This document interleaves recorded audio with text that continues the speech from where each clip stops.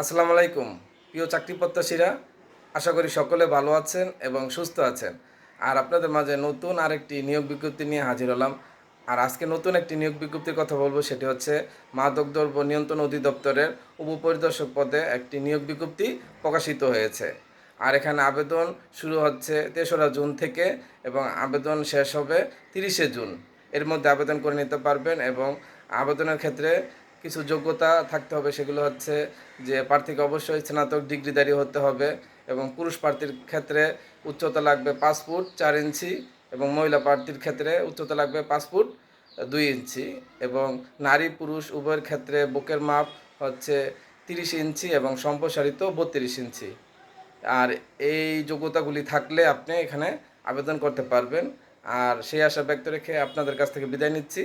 আর যাবার আগে অবশ্যই বলবো চ্যানেলটি সাবস্ক্রাইব করে পাশে থাকবেন। ধন্যবাদ।